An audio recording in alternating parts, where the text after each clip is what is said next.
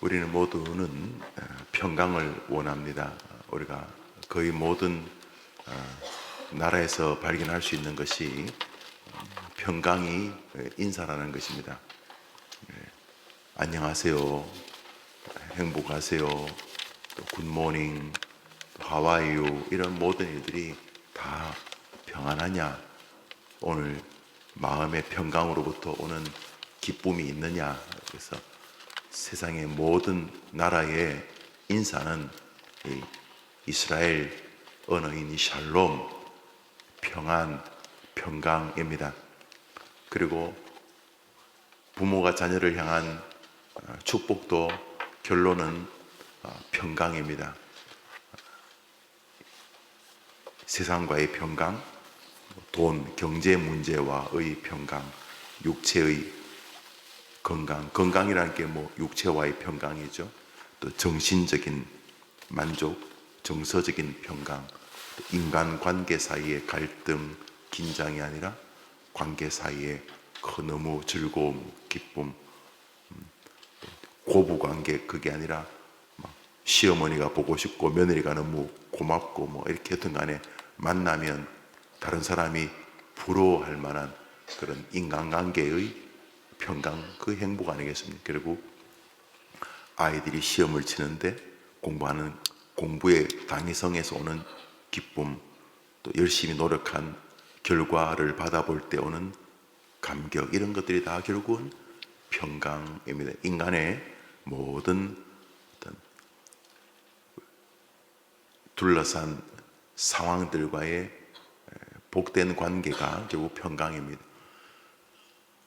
신앙도 하나님 혹은 말씀과의 사이에서의 행복한 관계, 평강인 거죠. 그래서 하나님도 본인을 평강의 하나님으로 불리우는 것을 기뻐하십니다. 왜냐하면 당신이 평강의 원형, 실체이시기 때문입니다. 그래서 우리가 샬롬 이렇게 부르는 말이 거의 모든 나라의 단어만 다르죠. 안녕하세요, 샬롬, have a good day, 이런 말들이 다 전부 다 오늘 당신에게 평강이 굿이라고 하는 bad가 아니라 나쁘던 게 아니라 good, 좋은, 말 그대로 안녕하기를 바란다, 이런 의미가 평강입니다. 우리나라의 평강에 제일 합당한 단어 중에 하나가 안녕, 그리고 복입니다. 우리가 참 복되기를 바란다, 너의 삶이 복되기를 바란다, 이번 시험의 모든 과정이 너에게 꼭 복이 되기를 바란다, 또 결과도 복된 결과가 있기를 바란다. 복이라는 말이 우리가 가진 어휘 가운데 가장 샬롬과 적합한 단어입니다. 여기 있기 전에 저 성내동에 있을 때, 우리 교회가 강동구 성내동에 있을 때 어느 권사님 댁에 신방을 갔더니 지금 예배를 드리고 있는데 돗자리가 이렇게 있었어요. 예배를 다 드리는데 하다가 상을 이렇게 하니까 목사님 조심하셔야 된다고, 그 교회 새벽기도 그 성경 읽기 성경 읽기 밥상은 좀 이상하고, 성경 읽기 그걸 뭐라 그래요? 성경 읽기 라면 상, 하여튼 성경 읽기 그 상을 있는데, 제가 가면 이제 그 새벽기도, 특별 새벽기도 나오는 사람에게만 밥상 준다 그랬더니 이제 성구, 그 뭐라고 하죠? 성구사에서 그걸 뭐라 그러죠? 우리 그죠? 새벽기도 나오면 여기 밥상이 있죠. 주잖아요. 밥상이 아니고 그 성경 읽기 그 테이블을 주는데, 그래서 이제 테이블을 새벽기도 다 나오시라고, 안 나온 집은 안 준다고. 또 그때 제가 있을 때 제가 신방 갔을 때 이 테이블이 없는 집은 내가 신방 안 간다고 그래서 등간에 테이블을 밥상을 다 성경을 놓는 그 탁자를 다 받았어요. 그래서 예배를 이렇게 드렸는데 뭐 이렇게 탁자를 제 앞으로 이렇게 쭉 끌어다니까 목사님 조심하라는 거예요. 그래서 내가 뭘 조심하냐니까 밑에 깔고 있는 그 돗자리 어제 새로 샀는데 그 중요한 게 아니고 뭐 새로 샀는데 목사님 예배 마치면 그 반환한다는 교체를 한다는 거예요. 그래서 이제 지금 오늘 임시로 쓰고 다시 이제 반납할 거라는 거예요. 그래서 내가 왜 그러냐 그러니까 돗자리 중앙에 복자가 없다고. 복자 광고에는 복자가 있었는데 지금 자기 집에 온 거는 복자가 없으니까 똘똘똘 말아가지고 다시 복자 있는 거로 바꾸라고 이제 할 거라는 말이에요. 그래서 내가 그 예배 드리는 도중에 그 매직 같은 거 하나 가져오라고 내가 쓰겠다고 그래서 웃었던 적이 있는데, 우리는 이렇게 복을 참 좋아합니다. 밥그릇, 요즘 밥그릇은 뭐 그런 게 없으면 옛날 밥그릇은 정말 무거웠잖아요, 그죠? 밥그릇 뒤집어보면 복자가 있고, 어르신들 주무시는 벽에도 복자가 쓰였고, 뭐 딸 시집 보낼 때 거의 모든 이불이든 하여튼간에 하여튼 새길 수 있는 곳에는 복자를 써 두었습니다. 복 샬롬이 있기를 바란다. 평강이 내 아이들과 내 남은 삶이 되기를 바란다 아닙니까? 우리 해림교회가 노인 요양시설을 세우자는 것도 노년이 복되기를 바라는 거죠.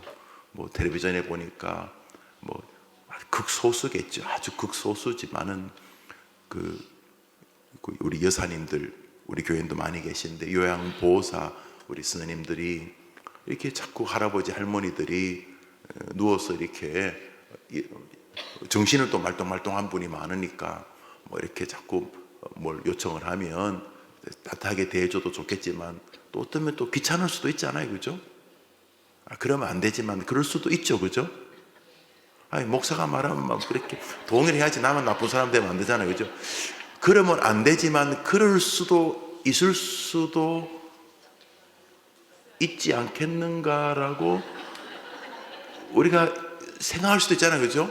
왜냐하면 한 분이 세 분, 네 분 이렇게 돌보다 보면 계속 기저귀도 갈아드려야 되고 또 욕창 때문에 뭘 해드려야 되고 또 어떻다고 그러면 처음에는 막 다 친정 어머님 같고 또 내 아버지 같다가도 이게 하루 이틀 지나서 어른들이 자꾸 이렇게 불편한 것처럼 느껴지면 충분히 힘드시니까 그럴 수 있는데, 그러면은 좀 험악하게 다루고 어디 묶어둔다고 하기도 하고, 텔레비전은 자꾸 자극적인 걸 보여주니까 요양하시는 보호사 하시는 분이 조금 이렇게 험하게 말하거나 또 이렇게 대하시는 그런 장면도 보고 하면서 인생의 노년에 그 존엄성이 많이 무너질 수도 있겠다.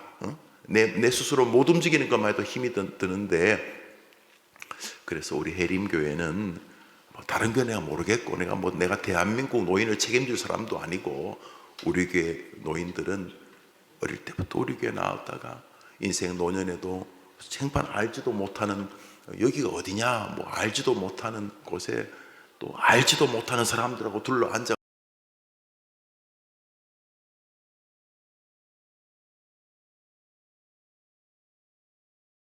또 예배하고 또 담임 목사도 자주 방문하고 또 시설도 참 기쁘고 자식들이 와서도 왠지 이게 감격스럽고, 그래서 우리는 그렇게 죽기를 바란다. 그러니까 그것도 샬롬과 상관이 있는 거죠. 건강할 때 내가 하다못해 난간이라도 붙잡고 교회 올 수 있을 때는 그래 교회 오면 되는데, 이제는 나 혼자 움직일 수가 없을 때에 그때도 우리 영혼은 여전히 존귀하고 아름답고, 육체는 우리 하나님 원래 겉사람은 후패한다, 이게 이제 먼지가 된다. 겉사람은 조금씩 이렇게 먼지로 변해가는 거는 하나님 만드신 거고, 그건 하나님 만드신 거. 늙는 건 내 죄도 아니고, 늙어가는 것은 내가 자초한 것도 아니고 다 우리가 늙어가고 병이 드는데, 그때도 하늘나라 가기 얼마 전에도 정말 감격스럽게 그렇게, 그래서 다른 사람들이 우리 시설에 왔을 때 우리 어머님도 이곳에 모셨으면 얼마나 좋았을까, 막 이렇게 할 만큼 그런 좋은 믿음 안에서, 또 신앙 안에서 또 이렇게 좋은 마음으로 일하시는 분들이 도와주시고 그런 시설을 이제 세우자는 거죠. 그렇게 될 줄 믿습니다. 예, 또 뭐 사람 뭐 늘 그래요. 뭐 사례비라 월급이 더 주면 돼, 더 주면 더. 그래서 우리 시설에 일하고 싶어 하시고, 또 좋은 원장님, 어떤 의사분이 우리 원장님 하겠다고 자원을 했어요. 아직은 몰라. 말만 그럴 수도 있으니까. 저 어떤 선교하시는 그런 의사분이신데, 여튼간에 그 우리가 요양시설을 하자는 것도 우리 해림교회 성도들이 마지막 순간에도 샬롬이 있기를 바라는 것이죠. 제 마음에, 여러분 마음에. 여튼간에 우리는 샬롬, 평강을 원합니다. 어머니 기도에 오신 이유 중에 하나가 바로 여러분들이 사랑하는 자녀들의 샬롬 때문일 것입니다. 우리 아이들이 하늘과 땅에 하나님이 주시는 은혜의 샬롬, 평강의 복을 누리기를 원하실 것입니다. 그렇지만 텔레비전을 켜보시면 24시간 텔레비전에서 24시간 싸우는 그 지도자라고 하는 사람들의 그 추태들을 보지 않습니까? 이미 텔레비전에서부터 우리나라는 지도자들에게 샬롬이 없습니다. 아니, 서로 격려하고 대한민국이란 나라를 우리 이 부실하기 짝이 없는 우리 장관, 우리 대통령, 우리 국회의원들에게 맡겼는데 이 귀한 나라를 나 같은 인간에게 맡겼다는 그런 겸손한 마음도 없고, 이 나라를 앞으로 어떻게 우리 후손들이 자랑스럽게 기뻐할지에 대한 국가가 관도 없고, 우리 교회 초등학교 요셉 총무보다도 못한, 도저히 지도자라고 말하기 어려운, 도저히 이해할 수가 없는, 아무리 낮은 기준을 둬도 국가를 경영해서는 안 될 사람들이 정치인인 것은 참 슬픈 일이고, 그럼에도 우리는 매일 기적을 보는 것이죠. 지도자가 저쯤 되면 나라가 벌써 망했어야 되는데, 물론 일제시대 때 지도자라는 그 못난이들이 뭐 사색당파 하다가 결국 30여 년간 일본의 밥이 되었지만, 6.25 직후 이후로 이 70여 년 동안 이렇게 나라가 정말 위대하고 세계적인 나라가 된 것은 그건 기적 같은 하나님의 은혜의 결과라고 저는 분명히 믿습니다. 저는 역사를 전공했는데 벌써 망했어야 돼요. 우리나라는요, 지도자가 저쯤 되면 벌써 망했어야 되는데 하나님이 정말 기적을 우리나라에 베풀어 주셨어요. 지금도 이 주변이 다 우리나라를 뭐 중국, 소련, 러시아, 또 뭐 미국, 일본 다 우리 편 같지만은 다 그 나라는 다 자기 편이에요.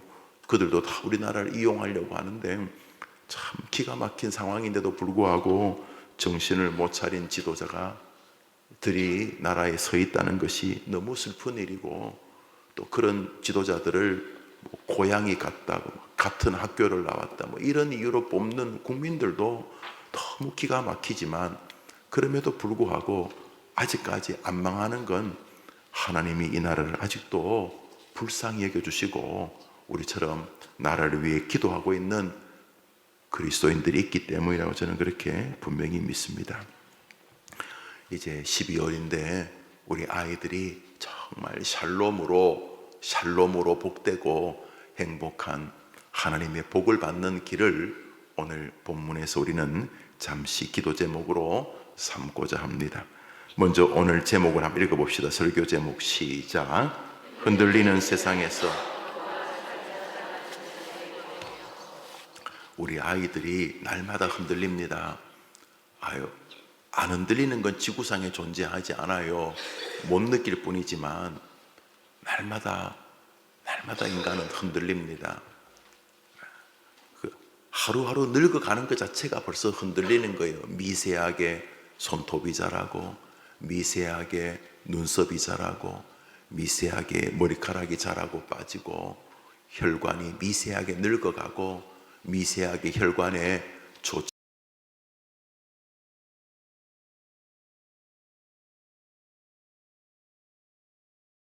조들이 자랍니다. 그러니까 어제나 오늘이나 같을 수는 없어요. 우리 인간은 그냥 가만 놔둬도 흔들립니다.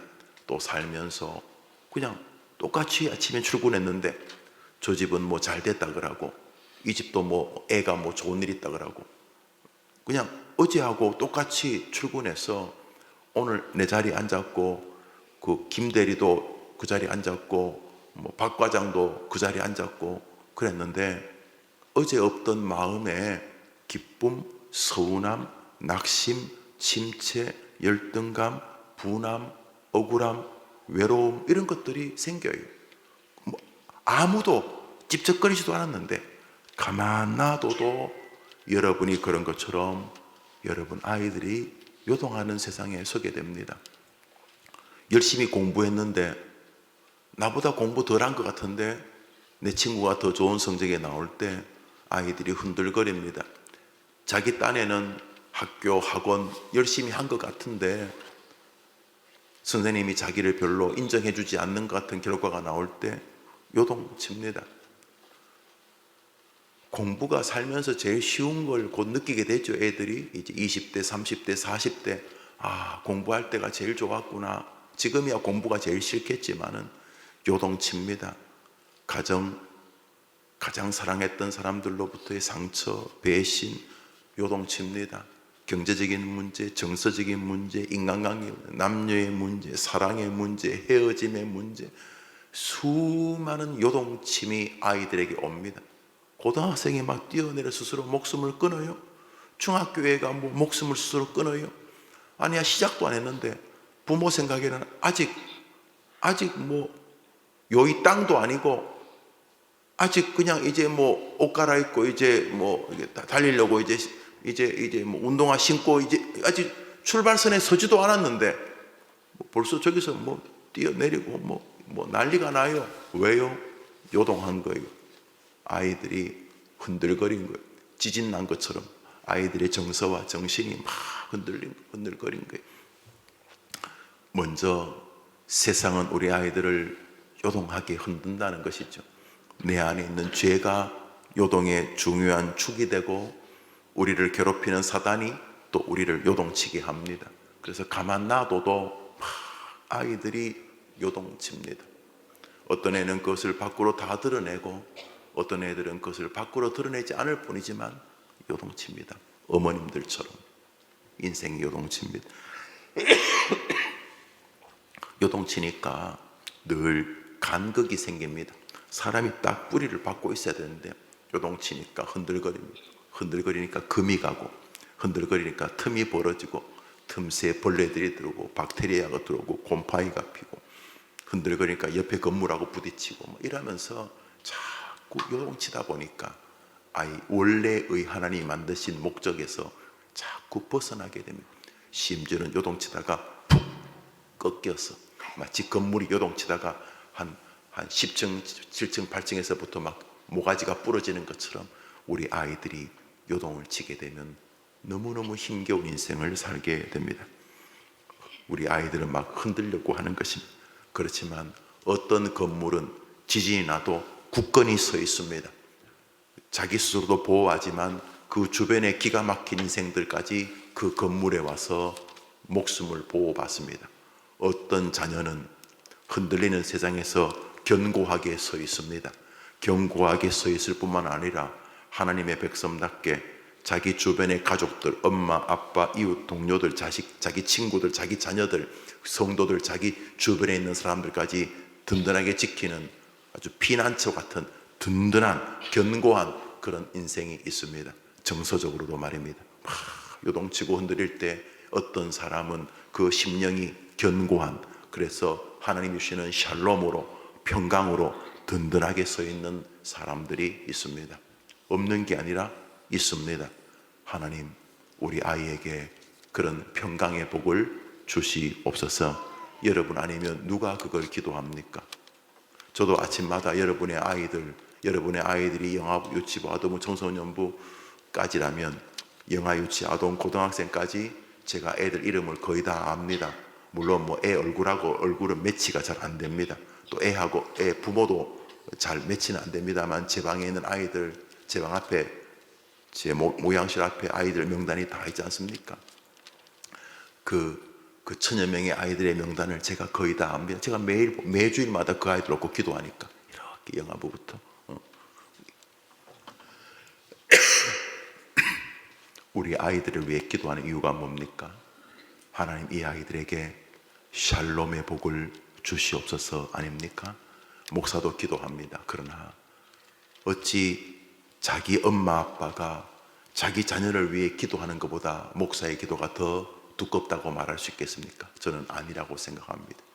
심지어 대한민국에 있는 모든 목사가 몇 명인지 모릅니다만 그 목사님들이 다 모여 기도하는 것보다 여러분이 진심으로 하나님께 여러분이 낳은 자녀를 위해 기도하고 여러분의 손자 손녀를 위해 기도하는 것이 더 큰 은혜의 기도라고 저는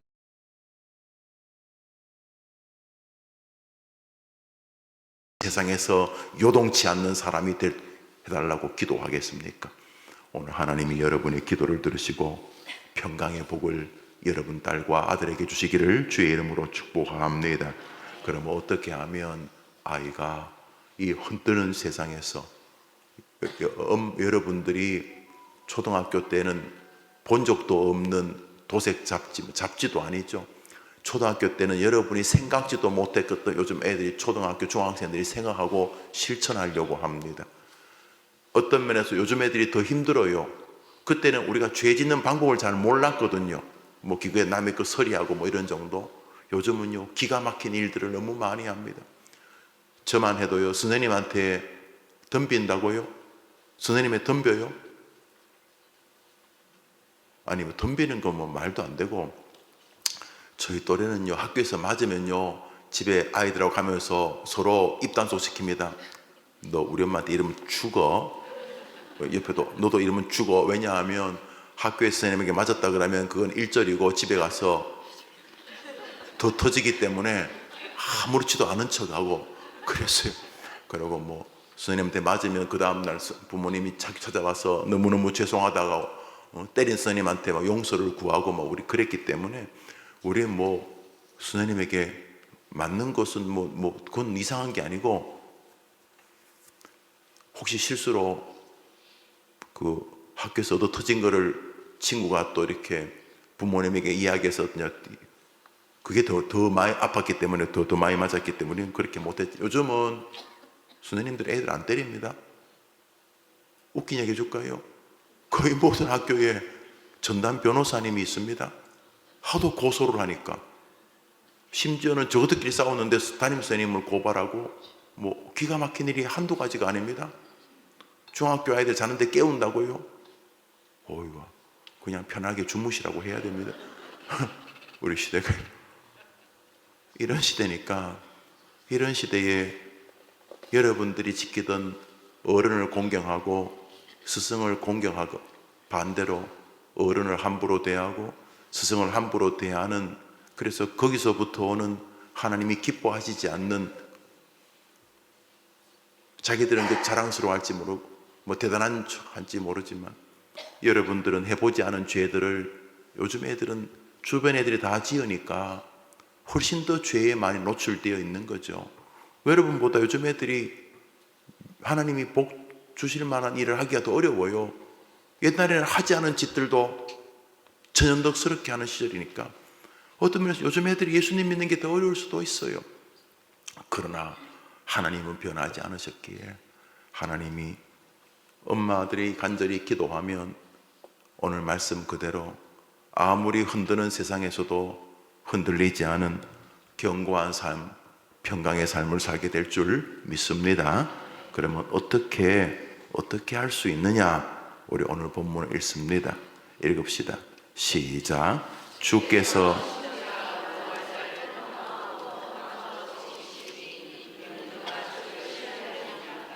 하나님이 샬롬 앤 샬롬 평강의 평강으로 지킨다. 반복하니까 하나님이 강력하게 말하는 거죠. 자신 있으신 거죠. 내가 평강을 주마. 내가 진짜 꼭 평강을 주마. 이렇게 거듭 말하니까 이건 굉장히 강한 강조형입니다. 히브리어에게 강조 방법이 몇 가지가 있는데 그 중에 최상위 강조법은 병렬입니다. 같은 말을 두 번 하면 굉장히 세게 말씀하시는 것입니다. 그러니까 여러분의 자녀들이 평강의 인생, 여러분이 꿈꾸는 안녕, 행복, 복된 인생이 되는 것, 하나님이 복 주시는 인생이 되는 것, 사람들이 부러워할 만한 아이들이 되는 것, 하나님과 사람들 사이에서 행복한 사람이 되는 길이 있다는 거죠. 왜요? 평강의 주인공, 평강의 주인이 평강의 평강을 듬뿍듬뿍 여러분의 아이들에게 주시겠다고 약속하셨기 때문입니다. 어떻게 하면 한번 따라합시다. 심지가 견고하면, 뭐 하면 평강의 평강을 주신다고요? 심지가. 그러니까 여러분의 지금 초등학교 유치원 혹은 중학교 고등학교 여러분의 아들 딸들이 뭐 지금 아들이 벌써 40살 50살 될 수도 있고, 여러분의 자녀들 여러분의 자손들이 심지만 견고하면 무조건 하나님이 평강의 평강을 약속하신 것이니까, 이거는 뭐 대박이 나는 것 아닙니까? 이거 하나님이 주시겠다고 약속했으니까 먼저 우리 아이들이 심지가 견고한 아이들이도록 기도해 주어야 합니다. 그런데 심지가 견고하다니까 뭔가 이수진 장군도 느껴지고 뭔가 흔들리지 않는 뭐 그런 느낌은 들지만, 심지가 견고하다는 게 무슨 뜻인가 이렇게 생각을 하면 얼른 잘 이해는 안 돼요. 여러분 남편 가운데 그런 남편 없어요? 자기가 한번 말하면 무조건 그걸 해야지만 직성이 풀리는 사람 없어요? 2 더하기는 3이야 그러면 죽을 때까지 계속 그 양반은 3이라 그러는 거예요. 죽을 때까지. 뭔 똥꼬집인지 모르는데 한번 뱉은 말은 끝까지 지키는 게 그게 심지가 견고한 거예요? 여기 심지가 견고한 것은 그런 뜻이 아니. 여러분의 아이들이 이 땅을 평강의 평강으로 사는 길은 아주 단순합니다. 우리 한 번 더 본문 읽읍시다. 시작. 주께서 심지가 견고한 자를 평강하고 평강하도록 지키시리니 이는 그가 주를, 한번 더 합시다. 심지가 견고한 사람은 주님을 신뢰하는 사람이다.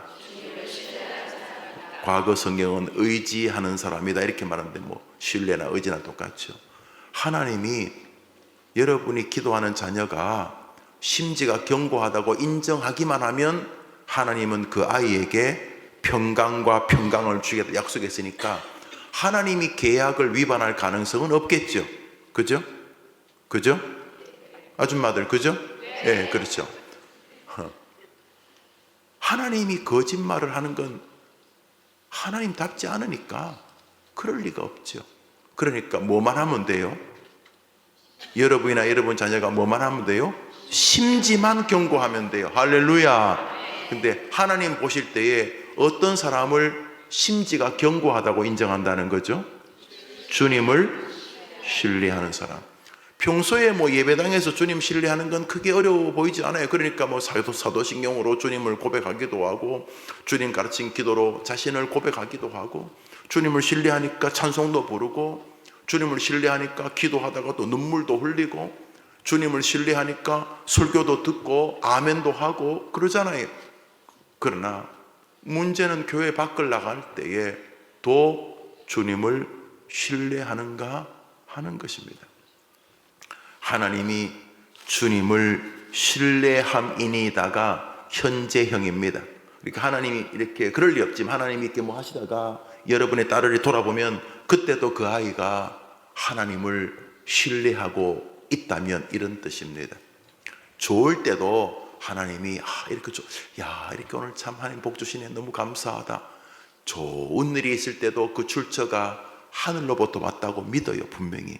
그렇지만 내가 이렇게 이만큼 노력했는데 내가 아무리 생각해도 한 90은 노력한 것 같은데 결과가 한 20 정도밖에 안 나와. 반대로 쟤는 한 20 정도밖에 노력 안 한 것 같은데 결과가 150이 나와. 근데 나는 90을 정도, 아무리 100점까지는 아니어도 내가 90 정도 노력한 것 같은데 15점, 20점이 나왔을 때 살면서 가령 건강, 내가 왜 건강이 안 좋아졌지?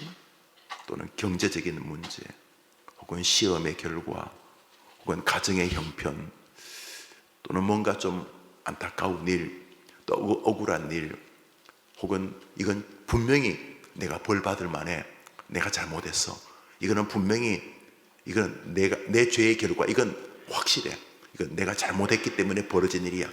이런 상황이 도래했을 때 하나하나 생각해 보면 내가 열심히 한 거는 같은데 좋은 결과는 안 나왔네. 내가 뭐 잘못한 것일 수도 있고, 내가 방향을 잘못 잡은 것일 수도 있고, 내가 길을 좀 놓친 것도 있고, 혹은 내가 제대로 된 길이 아닌 내 억지나 아집을 가지고 내가 뭘 해줄 수는 있어. 내가 뭔가 하여튼 좀 결과 잘못 나왔지. 그러나 하나님은 여전히 나를 사랑하시고 내가 이 일을 행하는 것을 지켜보고 계시고, 비록 지금은 좀 안 좋지만, 이 좀 안 좋은 게 나쁘다 칩시다. 복이 아니라 화라 칩시다. 그러나 이 화도, 안 좋은 것도 하나님 계시니까 결국은 전화위 복이 될 거야. 할렐루야. 하나님 우리 아이에게 어떠한 상황에서도 하나님을 신뢰하는 마음을 주시옵소서. 어떨 때는 이건 내가 진짜 안 했어, 이건 내가 진짜 한 게 아니야, 이건 저 친구가 했어, 이거는 심지어 형아가 했어, 이건 내가 한 게 아니야. 그런데 뭔가 억울한 일에 막 십자포화를 맞아. 내가 너무 억울한데, 가만히 있어도 억울한데 또 옆에서 혼수를 떠. 네가 평소에도 그렇더니 결국 그럴 줄 알았다 이러면서 왜 때리는 시어머니보다 말리는 교회에 든 사람 많아요. 안 그런 척 하면서 혼수 뜨면서 아픈데 이렇게 벌려서 후춧가루 이렇게 뿌리고 이렇게 턱 덮어주고, 그런 몹쓸 사람, 몹쓸다기보다 여튼 간에 내가 안 좋은 일, 그리고 내가 한 게 아닌데, 이거는 출처가 내가 아닌데도 안 좋은 결과를 내가 다 지금 맞고 있어. 그러면 이제 사람이 막 죽고 싶고 막 분하고 확 불질러 버리고 싶고, 예를 들어서 마음에 분명히 화가 나. 우리가 뭐 하나님도 아니고 다 아픈데, 그 아픔 속에서도 분명히 아픈데, 아픔 저 밑바닥 뿌리, 그 기초석 안에는, 하지만 이것 또한 하나님이 알고 계셔. 하나님이 알고, 그분이 결정권자잖아. 그분이 복이라 하면 진짜 복이고, 그분이 뻥이라 그러면 인생이 뻥인 거잖아. 이분 샬롬의 주인공, 샬롬의 근원 하나님. 비록 이 진짜 이건 억울한데, 그러나 이 억울한 상황에서도 하나님은 나를 다 보고 계셔. 한번 따라합시다. 주를 신뢰하는 자가 심지가 견고하여 평강의 평강을 누리는 자다. 그러므로 심지가 견고한 자를 하나님이 샬롬으로 주신다고 하셨는데, 그 사람은 어떠한 상황에서도 하나님을 신뢰하는 사람이다. 혹은 의지하는 사람이다. 그래서 분명히 다 힘들어서 할아버지, 할머니, 엄마, 아빠가 다 풀이 죽고 있을 때도 그 초등학교, 중학교 애가 와서 엄마 등에 손 두드리면서, 엄마 조금 힘들지만 하나님이 우리를 지켜보고 계시니까, 그 하나님 우리 사랑해서 예수님까지 주시는 진짜 우리를 사랑하시는 분이시니까 엄마 조금만 기다려 봅시다. 분명히 하나님이 놀라운 역사를 우리에게 주실 거예요 라고 말하는 인생관을 가지며 초, 중, 고, 대학 30, 50을 지나가는 자녀가 되게 해 주시옵소서 라고 여러분이 기도해야 하는 것입니다. 주께서 심지가 견고한 자를 평강의 평강으로 지키시리니 이는 그가 주를 의뢰함이니이다. 그가 주를 신뢰함이니이다. 이제 그것이 관건입니다. 우리 교회 주일학교가 애들만 몇백 명 모아놓을 문제가 아니고, 물론 뭐 너무 고맙죠. 너무 감사한데, 그 아이들에게 주님을 신뢰하는, 의지하는 믿음을 심어주어야 하는 것입니다. 그 첫 번째 교사가 목사가 아닙니다. 그 첫 번째 교사가 반사가 아닙니다. 그 첫 번째 교사가 부모입니다. 하나님이 부모에게 아이를 믿음으로 키우라고 주셨습니다. 한번 아멘 해보세요. 그래서 우리 교단은 유아 세례를 아이에게 주는 것입니다. 유아 세례 신앙 고백을 누가 합니까? 유아가 합니까? 누가 합니까? 부모가 합니다. 이 말이 됩니까? 여러분 이제 연세 드시니까 밤에 일어나서 소변 보고 싶을 때 있으시죠? 빨리 있다 그래 있으시죠? 그래요. 그러면 옆에 자는 남편 보고 여보 당신이 좀 화장실 다녀오라 그래요? 아니면 옆방에 애한테 야 순이야 화장실 좀 갔다 와라 엄마 오줌 누고 싶어 죽겠다 그럽니까? 암만 사랑해도 내가 화장실 가야지. 그런데 영혼이 다른데 애를 사랑하는 건 맞지만 신앙 고백을 그놈이 해야지 왜 엄마 아빠가 하는 겁니까? 우리 교단은 부모에게 아이를 신앙으로 양육할 의무와 권리를 주셨다고 믿기 때문인 것입니다. 사랑하는 여러분, 첫 번째로 아이에게 얘야 네 앞에 복이 있다. 그냥 복도 아니고 그냥 하늘로부터 쏟아질 샬롬이 네 앞을 기다린다. 네가 원하는 것이 무엇이든지 그게 결국은 복일 텐데 정신적인, 육체적인, 관계적인, 물질적인, 하여튼 복의 근원이신 하나님이 약속하셨다. 네가 심지만 견고하면, 심지만 흔들리지 않으면 너는 무조건 대박 난다. 그게 뭔데 엄마? 어떤 상황에서도 주님을 신뢰하는 것이다. 어떤 상황에서도 하나님에게는 길이 있다. 이것이 너가 일평생 붙잡아야 될 심지다. 이것을 첫 번째로 알려줘야 될 사람이 부모입니다. 두 번째로 교회 교역자, 담임 목사입니다. 우리 교회는 주일학교 담당 목사가 저죠. 제가 설교하잖아요. 어린애들에게. 마지막으로 반사입니다. 반사. 그래서 정상적인 신앙교육은 반드시 이 세 가지가 묶어 있어야 됩니다. 아이가 믿음으로 자라기를 바라는 부모, 진심으로 원하는 부모, 그렇게 그 아이가 믿음으로 자라기를 기다리는 말씀의 교육자, 우리 교회는 그리고 그 아이를 믿음으로 기도하며 부모와 그 아이 사이에서 최선을 다해 영적으로 아이를 돌보려고 하는 반사, 이 세 사람이 함께 힘을 모아야 이 시대 주일학생이 제대로 삽니다. 불행하게도 한국에 그런 교회들이 자꾸 줄어듭니다. 교회만 보내면 믿음이 자랄 줄 압니다. 불가능합니다. 부모, 목사, 반사 셋이 공동작전을 매주 펴야 되는 것입니다.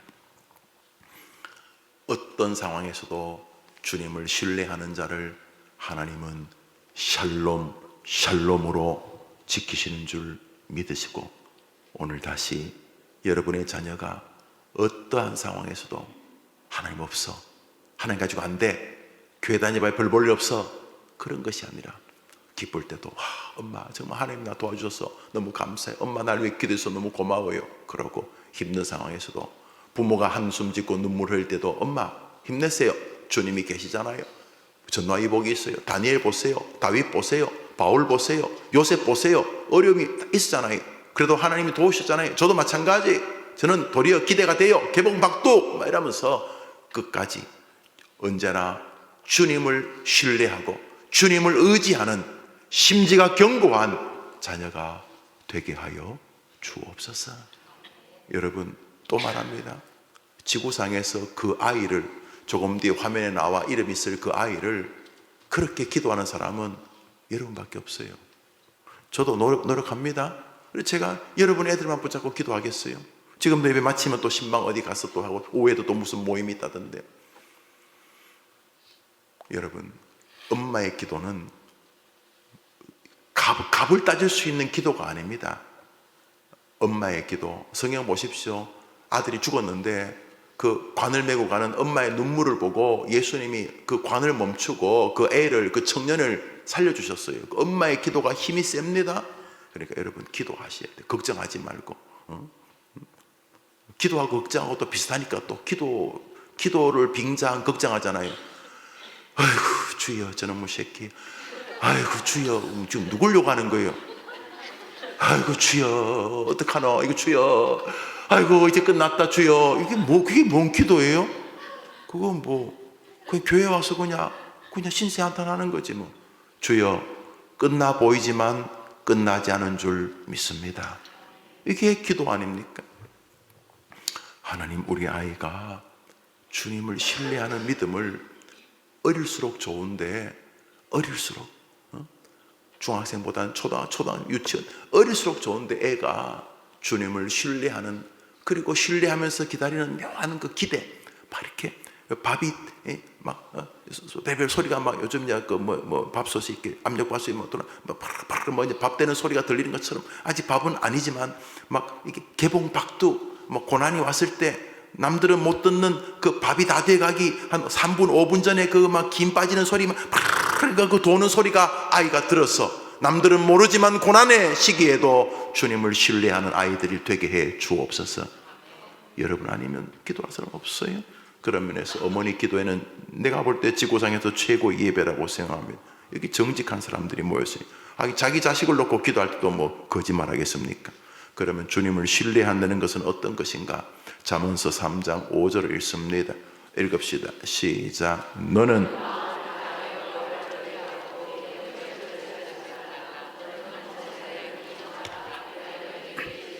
같은 기조죠. 물론 성경의 한 저자 하나님이시니까 같은 기조겠죠. 무슨 일이 왔을 때, 특히 이제 기쁠 때는 기쁠 때는 아이고 하나님 너무 감사합니다. 기쁠 때 기뻐하는 건 죄송하지만 소나 개나 기쁜 건 다 좋아해요. 개도 지 좋아하는 거 주면 꼬리 흔들고 개는 특별히 더 자기 의사를 확실하게 밝히지 않아서 손등도 핥고 기대기도 하고 하여튼 좋아하고 자기가 지금 신났다는 것을 팔싹팔싹 뛰고 어쩔 줄을 몰라 하잖아요. 그렇게 좋을 때 하나님께 감사하는 거야 할 수 있어요. 그러나 뭔가 조금 어려울 때, 약간 뭐랄까 이게 좀 미지에 있어서 이래 될지 저래 될지 모를 때, 불안할 때, 그럴 때도 함부로 절망을 결정하지 않는 그 내 명철, 내 스스로 이제 끝났다. 끝나긴 개뿔이 뭐가 끝나요? 사자굴에서도 건지시는데 뭐가 끝나기는. 빨리 간 사람을 당대 최강국 애굽의 총리도 만드시는데 뭐가 끝났다는 거예요. 그런데 자기 명철을 의지하는 거예요. 난 끝났다. 그래서 끝난 사람 있어요. 초대 임금 사울, 길보아산에서 자기 자식들 죽고 자기도 화살 맞고 그러니까 칼 꺼내서 엎어서 죽어버렸어요. 지 명철을 의지한 거예요. 내 생각에는 끝났다 이런 거죠. 베드로나 가룟 유다나 죄 몫이 비슷하지 않나요? 제가 볼 때 베드로가 좀 더 나쁜 사람 같아, 내 느낌에. 가룟 유다는 그래도 자기 주인을 팔았다가 그거 다시 토해내잖아요. 양심의 가책도 느끼고. 그런데 베드로는 3번씩이나 예수님 부인하고 마지막에는 예수님 쌍욕하면서 나는 그런 자식 모른다고 나와서 예수님 저주하면서 부인했으니까 죄질이 난 베드로 쪽이 좀 더 나쁜 놈 같아요. 안 그래요? 안 그럼 말고 가룟 유다나 베드로나 그놈 아닌가요? 가룟 유다는 한 푼도 가진 거 없어요. 파는 돈 다 이렇게 제상 앞에 던졌어요. 한 푼도 안 가요. 그리고 양심의 가책을 느꼈어요. 양심의 가책도 베드로도 약간 악의 눈물 쬐끔 흘렸어요. 베드로도 다구우니까. 그런데 베드로는 베드로 전서 후서를 남기잖아요. 하나님이 베드로 쓰시잖아요. 가톨릭은 저렇게 초대 교황이라고 난리를 부리고 말도 안 되는 저런 소리를 하고 있잖아요. 여튼 베드로는 믿음이 있잖아요. 우리나라는 교회가 십자가지만 영국이나 프랑스 가면 교회 위에 그 치킨 한 마리 있습니다. 치킨, 후라이드 치킨 그게 아니고 베드로의 닭이에요. 베드로 닭. 그거 볼 때마다 우리가 죄인이다 이렇게 깨닫게. 가룟 유다는 지가 결정하잖아요. 지명철, 나는 끝났다. 나는 너무 부끄럽다. 이러면서 목매 죽잖아요. 그러니까 성경도 그 죽음을 약간 조롱해버려요. 죽어서 달려서 숨이 끊어졌는데 죽었다가 가지가 똑 부러져가지고 이미 시체가 되는데 어디 땅에 떨어지면서 뾰족한 바위에 배가 창자가 밖으로 다 터져나 죽은 아주 비참한 죽음을 의미하죠. 그러니까 인생을 살면서 하나님 우리 애가 심지가 견고해서 자기 명철만 의지하지 말고 범사의 하나님을 신뢰하게 도와주십시오. 그러면 뭐라 그랬어요? 나 여호와가 그의 길을 어떻게 한다고요? 지도해 주실 것이다. 할렐루야. 가끔 사람들이 뭐 이제 신학을 하겠다는 자식이 있으면 저한테 각 데려와요. 그래 인사하면서 이제 어디 아이고 뭐 미국에서 신학 공부 시작했습니다. 뭐 어디 총신에서 뭐 신학 공부 어디 침례교회 신학교 시작. 아이고 그렇습니까? 부모님이 이렇게 말해요. 아유 목사님 우리 아이 좀 잘 지도해 주세요. 내가 뭘 지도를 해? 내가 뭘 지도? 그래서 내가 아이고 집사님 내가 뭔 지도를 해요? 우리 같이 친하게 지냅시다. 뭐 이런 정도죠. 나는 지도 잘 못해요. 나도 뭐 내 앞가림도 제대로 못하는 인생인데 그런데 우리 하나님이 지도하면 길이 열리지 않겠습니까? 할렐루야. 하나님께서 길을 지도하면 그거 누가 막겠습니까? 옛날에 박정희 대통령이 전화해가지고 감옥도 왔다 갔다 했지만은 이명박 그 청년을 전화해서 현대그룹 정주영 씨한테 전화해가지고 이명박이라는 청년 내가 보니까 괜찮더라고 이제 막 데모하고 막 그러다 이제 감옥도 가고 그랬었는데 그래서 이명박이라는 그때 젊은이를 그 정주영이라는 막 이제 막 경무고소 닦고 하던 그분에게 전화했다는 거였어요. 정주영 씨가 대통령이 특별히 부탁한다 잘 지도해달라 하니까 계속 염두에 뒀다는 거 아닙니까? 뭐 그래서 대통령까지 했죠. 뭐 좀 더 잘했으면 좋았을 텐데 여튼간에 뭐 여튼간에 잘 부탁합니다. 잘 지도해달라고 해서 뭐 대통령이 좀 지도해달라도 길이 열리는데 하물며 하나님이 지도해 주시는데 어떻게 여러분의 딸이 여러분의 아들이 망하고 싶어도 못 망하겠지. 하나님이 지도하시는데 그 길이 여호와를 의지하는 것인 줄 압니다. 설교를 마치면서 최고의 적은 바로 여러분 자식입니다. 자기 자신 자꾸 지명철을 의지합니다. 좋게 말하면 머리 아니면 잔머리 자기 느낌 어설픈 교육 뭐 열심히 교육은 해야 되지만 세상 교육 뭘 그래 배울 게 있겠어요. 성경 여기 다 있는데 그러니까 자기 뭔가 결정하잖아요. 느낌 뭐 텔레비전 뭐 핸드폰 유튜브 뭐 오만 잡동사니 또 주변의 시선 또 자격지심 뭐 이런 것 가지고 결정을 하는 거예요. 그게 좋게 말했지만 그게 무슨 명철이에요. 그냥 지 생각으로 엄마 나 끝났어 나 죽을래 뭐 이런 식으로 여튼간에 네 명철을 의지하지 마라. 그러니까 심지가 견고한 인생을 사는데 최고의 방해꾼은 여러분이 기도하는 바로 그 아이 자신인 거죠. 그 아이 자신 지가 지 스스로 단정을 짓는 거예요. 요셉이 뭐 총리 될 줄 알았겠어요? 요셉이 총리 될 줄 알았겠습니까? 알았겠냐고. 하나님께서 지도해 주시면 되는 것이죠.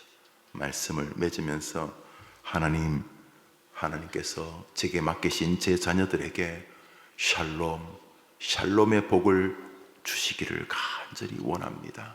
하나님 그러기 위해서 우리 아이들에게 필요한 게 있는데 주님을 끝까지 어떠한 상황에서도 엄마 지금은 분명히 길이 없어 보이긴 한데 너무너무 힘들고 우리가 길거리에 나앉게 생긴 거는 맞는데 그렇지만 엄마 아버지 하나님께는 길이 있어요. 하나님 모르신다고요? 하나님 우리를 모른다고요? 걱정하지 마세요. 저도 아직 몸 건강하고 나도 열심히 공부할 거고 아르바이트도 할 수 있고 내가 아니면 이번 학기 휴학하고 내가 할 수도 있으니까 엄마 기도만 해주세요. 우리 하나님 한번 기대해 봅시다. 그 아이를 주님이 뭐라 그랬어요? 뭐라 그러셨어요? 나 여호와가 내 이름을 걸고 그 아이를 평강으로 지켜줄 것이다. 사랑하는 여러분, 이게 최고의 승부수 아닙니까? 이게 진짜 머리 쓰는 거 아닙니까? 하나님 우리 아이에게 심지가 견고한 그 어떤 상황에서도 하나님을 신뢰하는 믿음을 비록 초등학교밖에 안 됐지만 우리 아이에게 주시옵소서.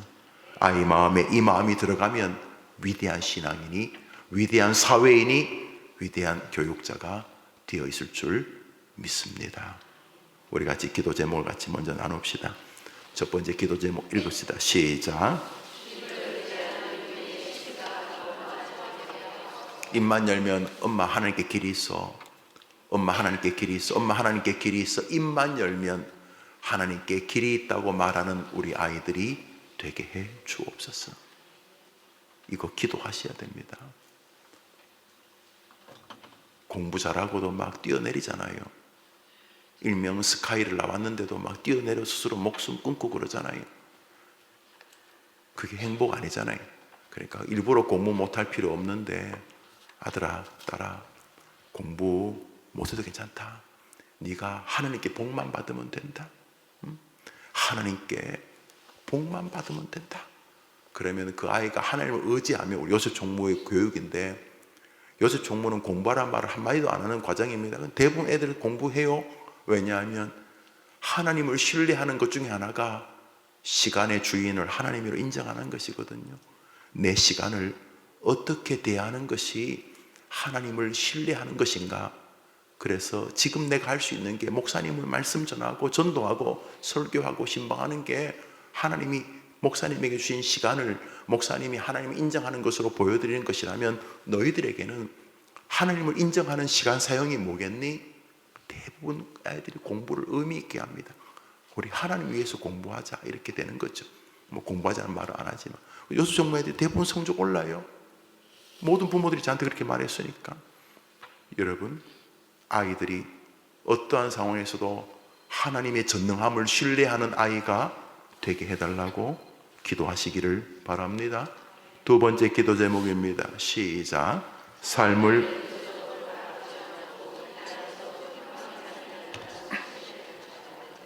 엄마 행복이 어딨어요? 이렇게 말하는 애들이 있어요. 이제 중학생인데. 근데 그 말을 누가 쓰는 줄 알아요? 엄마가. 아휴, 네 애비 저 왼수 내가 진짜 속았다. 야, 인생 행복한 거 없다.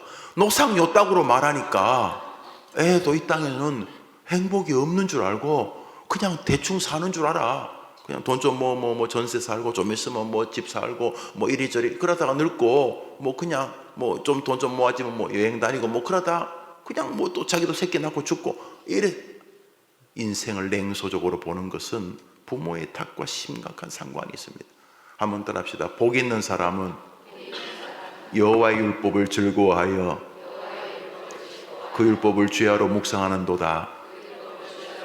뭐 있는 사람은 성경은 행복하는 길이 있다고 말하고 있어요. 이 시대가 망한 시대예요. 행복을 냉소적으로 다뤄요. 다 해봤어. 말만 하면 다 해봤대. 다 해봤어. 마치 자기가 인생을 통달한 것처럼. 아니에요. 하나님은 인생에 행복이 있다고 말합니다. 여러분, 황당한 믿음 생활하다가 제대로 된 교회에 와서 제대로 된 예배를 들었을 때 행복해 본 적 있습니까? 저는 있어요. 저는 있어요. 제가 있어요.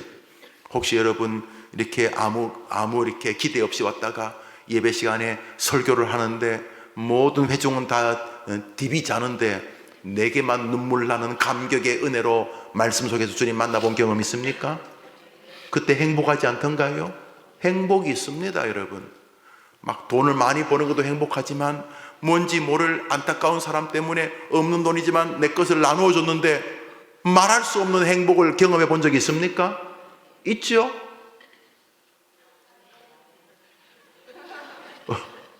있다고 빨리 있죠? 예, 인생에 행복이 있어요. 있는데 이 악한 마귀가 인생을 자꾸 냉소적으로 살게 만들어요. 인생 별거 있어 이러면서, 하나님, 우리 아이가 예수 믿고 영적 세계에만 행복한 게 아니라 이 땅의 삶에서도, 사소한 것에서도, 또 깊은 진리의 세계에서도 행복을 경험하게 도와달라고 기도하셔야 하는 것입니다. 우리 같은 제목 2번 한 번 더 읽습니다. 시작.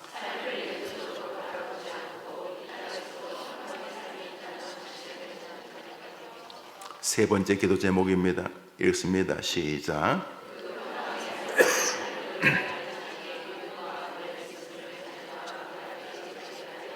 무슨 말이냐 하면, 내가 행복한 것과 내 믿음이 깊은 상관이 있구나. 요걸 어릴 때, 이게 남자 잘 만나고 여자 잘 만나고 직장 잘 가고 전문직 자격증을 따고 이런 게 아니고, 내 행복이라는 게 분명히 있는데, 그 영적이 죽은 다음에도 있고 지금도 있고 신앙 세계에도 있고 정신 세계에도 있고 육체적에도 인간관계에도 있고 스스로도 행복할 수 있는데, 이게 하나님과 관계, 이 믿음과 이게 굉장히 상관성이 깊구나라는 것을 할 수만 있으면 빨리 경험하게 도와 주옵소서. 신앙 안에서 다 녹아지고 신앙 안에서 다 새로운 제품이 만들어지고 이 하나님 안에서 이 놀라운 길이 있구나, 이런 믿음을 우리 아이들이 조금 더 일찍 경험하게 도와달라는 기도를 하려고 합니다. 우리 기도 제목 3개를 다 보여주겠습니까? 그래요. 먼저 기도 제목 보내기 전에 우리 애들 이름 한번 보여줘. 애들 이름. 나와라. 그렇지, 나와라. 여기 여러분 애들 다 이름, 애들 다 있어요. 다. 이 강단 위에 여러분 애들 이름이 있다고요. 저 아이들 가운데 우리 대한민국 역사 5,000년인지 얼마인지 모르지만 그 역사를 더 복되게 만들 인물이 나올 수도 있고요. 한국교회가 지금 깔아앉고 있다고 하지만 저 중에 길선주, 주길철, 빌리 그레함, 바울 같은 인물이 나와서 전 세계가 한국교회로 바라보게 하는 그런 인물도 나올 수 있고요. 역사적인 위대한 정치인, 그러면 바로 여러분의 자식을 말할 아들과 딸이 저기서 나올 수 있어요. 이 시대의 문제는 시스템이 아니에요. 사람이에요. 사람. 어떤 사람이 지도자냐, 그게 전부예요. 사람. 이제 여러분 기도할 건데 이름 다 있어요. 다 있어요. 저기 다시 기도 제목 3가지 보여줘 보세요. 그래, 이 시간 다 기도합니다. 오늘 설교는 제가 여러분에게 자주 드리는 제목입니다. 하나님, 우리 아이가 심지가 견고하게 도와주십시오. 그래야 평강의 복을 받을 수 있으니까. 그 심지가 견고한 것은 어떠한 상황에서도 하나님은 능력이 있으시다. 하나님은 나를 사랑해 자기 아들까지 주시는 분이시다. 그리고 내가 아무리 힘들어도, 너무너무 슬프고 아무런 모르는 골방에서 눈물 흘려도 바로 그 순간 그 자리에 우리 하나님은 나를 보고 계시는 분이시다. 어떠한 상황에서도 우리 애가 하나님을 신뢰하게 도와주십시오. 한번 더 합시다. 하나님께는 길이 있다. 손을 다 들어봅시다. 한번 더 합시다. 눈을 다 감아봐요. 주님, 제게 맡긴 아이가 자신의 삶과 평강의 삶이 하나님을 신뢰하는 것과 깊은 관련이 있다는 사실을 보다 일찍 발견하게 도와주옵소서. 한번 더 합시다. 주님을 의지하는 하나님 보시기에 심지가 견고한 자녀 되게 하옵소서. 우리 손 다 들고 한번 합시다. 주님, 저의 기도를 들어주시고 제게 맡기신 아름다운 숙제, 제 아이들을 도와주옵소서. 믿음을 주옵소서. 우리 한번 주여 외치고 기도합시다. 주여.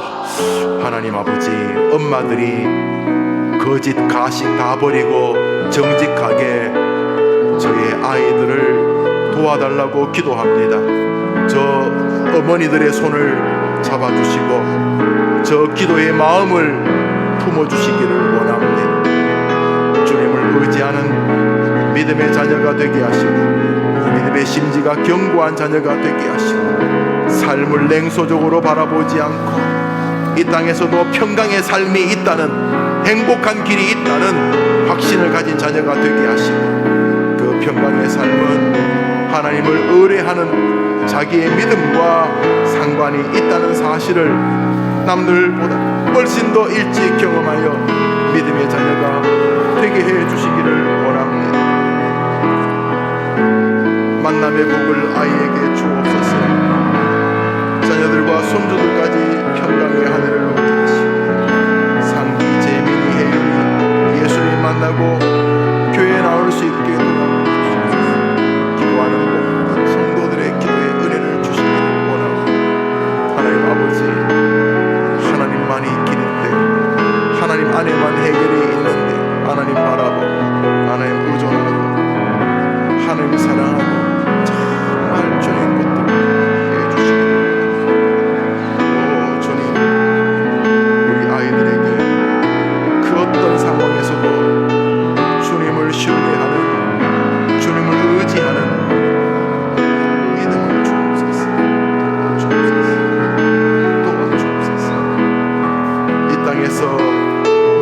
건강의 길, 행복의 길, 감사의 길이 있다는 사실을 믿고 그것이 하나님과 상관이 있음을 믿고 그렇게 고백하게 도와주시기를 원합니다. 도와주옵소서.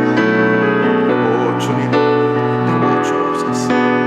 아버지, 지친 아이들 무한 경쟁 속에서 도대체 왜 공부해야 되는지도 모르고 학교와 학원을 다람쥐 쳇바퀴처럼 돌면서 인격도 건강도 비전도 많이 무너져 버리고 있는 이 기가 막힌 교육 속에서 왜 공부해야 되는지, 아니 왜 존재해야 되는지, 자기가 왜 살아야 하는지 하나님의 뜻 안에서 믿음을 바라보는 아이가 주님 도와주시기를 원합니다. 삶을 냉소적으로 바라보지 않고 하나님의 섭리에 하나님이 주신 사명의 길로 바라보고 믿음의 길을 걷도록 주님 도와주옵소서.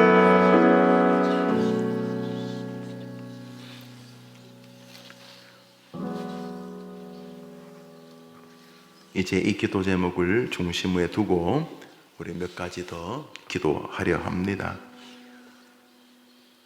네 번째 기도 제목을 보여주십시오. 읽읍시다. 시작.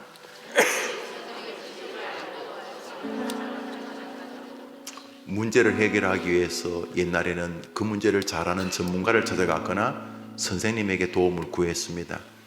요즘은 문제를 발생하면 플랫폼, 그러니까 뭐 이렇게 네이버, 이렇게 무슨 유튜브 이라면서 정보를 찾으려고 합니다.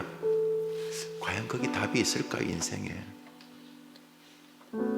내가 곧 길이요 진리요 생명이라 말씀이 육신이 되었다.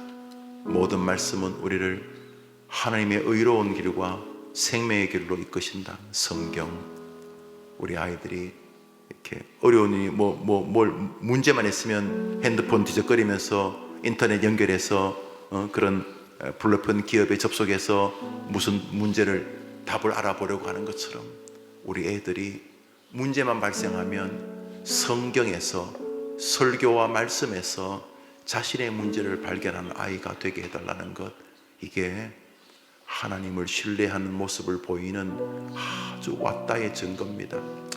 저 목사가 문제가 발생하면 성경에서 문제를 찾으려고 하는구나, 해결을 찾으려고 하는구나. 이게 하나님에게 정말 잘 보이는, 이게 아주 탁월한 방법입니다. 그래서 오직 말씀을 아이들이 마음에 새길 수 있도록 하나님, 우리 애가 어릴 때부터 문제가 발생하면 성경에서 문제를 찾으려고, 해결을 찾으려고 하는 말씀 중심의 아이가 되게 해달라고 기도하는 것입니다. 왜냐하면 요즘은 초등학교 들어가면 다 한글 읽으니까. 다섯 번째 기도 제목입니다. 읽읍시다. 시작. 자녀들이 가정과 교회와 사회에서 믿음과 사랑으로 사람을 대하고 늘 소망을 가지고 앞길을 개척하는 사람을 싫어하면 안 돼요. 물론 사람이 힘들어요. 진짜 사람이 목회를 지금 33년째 하고 있는데 여전히 사람은 저에게 미지의 세계예요. 정말 미지의 세계예요. 사람은 믿으리 아주 없도다, 이 해보는 소리가 아니에요. 정말 때로는 내 자신도 그렇고, 사람. 그러나 그럼에도 불구하고 끝까지 포기하지 않아야 될 대상이 사람인 거예요. 사람. 그 사람 싫어하면 성공하기 어려워요. 사람을 좋아해야 돼요. 어려워요, 사람 좋아하는 게. 그래서 하나님, 우리 아이들이 믿음의 근거에서 사람을 대하고 사랑으로 사람을 대하도록 도와주시고, 그리고 자신과 자신의 미래, 자신이 이룰 앞길을 소망, 믿음, 소망, 사랑, 그 소망을 가지고 세상을 바라보도록, 그 세상을 자꾸 비관적으로 좀 이렇게 뭐라고 할까, 네거티브하게 세상을 좀 보지 않도록, 뭔가 좀 어렵지만 하나님은 전능하시다는 게 얼마나 힘이 됩니까? 하나님께는 길이 있다. 하나님께는 길이 있다. 하나님께는 길이 있다. 그러니까 우리가 포지티브 할 수밖에 없는 거죠. 하나님, 우리 애가 사람을 대할 때에 너무 피해 다니고 주눅들지 않고, 사람은 내게 맡긴 동료지만 또 숙제이기도 하다. 숙제, 멋진 숙제. 그래서 사람을 믿음과 사랑으로 대하고, 이 말은 성경에 근거한 방식으로 사람을 대하고 또 자신과 미래에 대해서 늘 하나님 때문에 소망을 가진 아이가 되게 해달라는 기도입니다. 우리 마지막 기도입니다. 6번째 기도입니다. 시작. 자녀들이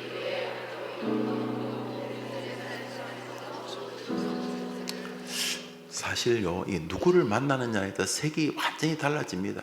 누구를 만나느냐. 현재 대통령이 그 부인을 만나는데 조금 시끄럽지요? 네, 시끄러워요. 누구를 만나느냐? 배우자, 혹은 친구, 혹은 자신의 스승, 혹은 교회, 혹은 목사. 여러분이 사랑하는 아이가 누구를 만나느냐에 따라서 인생의 색채가 완전히 달라집니다. 그런데도 기도를 안 해요? 이 시간 우리가 4번, 5번, 6번 세 가지 기도 제목 보여주시겠습니까? 이제 저 기도 제목과 함께 여러분의 자녀를 위한 기도를 이제 하겠습니다. 제가 땡땡땡 할 때까지 여러분 기도하되, 이 화요일 날은 그냥 뭐 안 하던 기도 똘똘마리해서 다 하는 거 아니에요? 그거는 아니고 불씨를 받는 이 화요일 날 어머니 기도하세요. 기도의 불씨를 가지고 와서 일주일 내내 다음 화요일 올 때까지 그 기도 제목을 자꾸 확산해서 온 산을 태울 만큼 이제 기도하시는 거죠. 그래서 다 눈을 감아 봅시다. 자, 한 번 더 손을 다 들어봅시다. 하나님, 제 기도의 손을 잡아주시고 자녀를 향한 기도를 들어주옵소서. 다 같이 기도합니다. 하나님 아버지, 자녀들이 성경을 진리로 알고 성경을 사랑하는 자녀가 되게 해달라고 기도합니다. 말씀의 길이 있으니 그것이 길인 줄 분명히 믿습니다. 부모들에게 그 믿음을 더하시고 하나님과 사람 앞에 역사에 주옵소서. 자녀들이 가정에서 또 사회에서 학교에서 또 직장에서 믿음과 사랑으로 사람을 대하고 도망다니거나 피하고 하지만 그렇게 사람을 대할 수 있는 담대함도 주시고 용기도 주시고 사랑의 마음도 주시고 배려의 마음도 주시고 소망을 가지고 앞길을 개척해가는 아이가 되게 해주십시오. 자녀들이 교회, 학교, 일터 그리고 사회생활에서 좋은 친구, 믿음의 사람들을 사귀도록 도와주십시오. 건강의 복을 주십시오. 시험을 치르고 결과를 기다리고 있으니 도와주십시오. 부모에게 효도한 아이가 되게 해주십시오. 주님을 사랑하고 교회를 사랑하는 아이가 되게 도와주시고 말씀을 사랑하는 아이가 되게 해주십시오. 경제 개념이 있게 도와주십시오. 절약하는 것도 알게 하시고 다른 사람을 향하여 긍휼을 베푸는 것도 알게 하십시오. 체력에 대해 주십시오. 온갖 인터넷, 술, 마약, 본드 이상한 것에 중독에서 벗어나게 도와주십시오.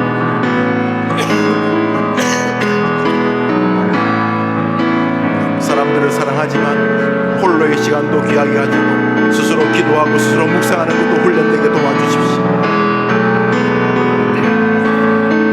체력이 중요하다는 걸 알고 정기적으로 운동하고 정한 시간에 잠을 들면서 충분히 안식을 가져서 자신의 육체도 잘 관리하는 아이들이 되게 도와주십시오.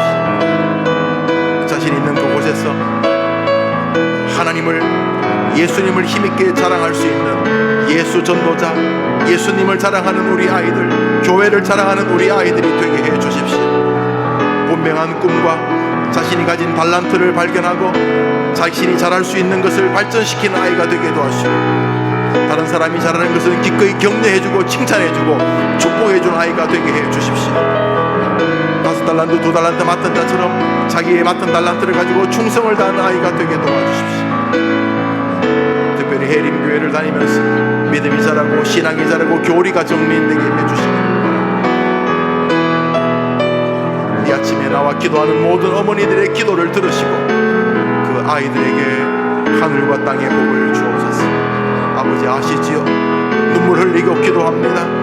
자신의 아들, 딸을 위해서, 손녀와 손자를 위해서 기도하는 우리 어머니들의 간절한 간구를 들으시고 아이들을 도와주시기를 원합니다. 특별히 침체에 있거나 열등감에 빠져 있거나 정신적인 병을 가진 아이들에게 도와주시기를 원합니다. 왕따를 당하거나 인간관계 어려움이 있는 아이들에게 하나님이 오늘 본문 말씀대로 먼저 하나님을 신뢰하는 믿음이 엄마 아빠를 통해서, 교회를 통해서, 담임 목사를 통해서, 설교를 통해서 아이들에게 흡수되게 도와주시기를 원합니다. 육체의 질병을 가진 아이들에게도 주님 찾아가 주시옵소서. 그러나 약할 때 강하게 하시는 주님 바라보면서 약자의 마음에서 자신처럼 약한 사람을 도와줄 수 있는 좋은 리더로 자라도록 도와주시옵소서. 모든 것을 전화 입으로 고백하는 아이들이 되게 해주시기를 예수님 이름으로 기도합니다.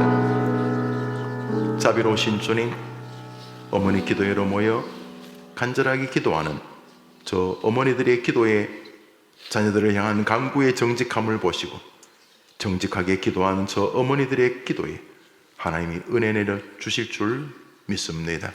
특별히 오늘은 흔들리는 세상에서 견고한 삶을 살아가는 자녀 되기를 바라면서 심지가 부디 견고한 아이, 바로 주님을 그 어떤 상황에서도 의지하고 신뢰하는 아이가 되게 해달라고 기도하였으니 그런 아이로 자라는 아이의 부모 되게 하여 주시옵소서. 범사에 하나님 인정하고 범사 잘 되될 뿐 아이가 잘 안 되는 것 같은 시절 범사에 하나님을 의지하고 절대로 자기의 지혜, 자기 명철만 전부라고 의지하지 말고 자기 경험이나 자기 환경, 자기 사람들, 주변 사람들의 이야기만 진리라고 믿지 말고 범사에 하나님을 인정하여 하나님이 평강에 평강을 주시는 것을 목도하는 저 아이들과 그 부모들 되게 하여 주시옵소서. 예수님 이름으로 기도합니다. 아멘.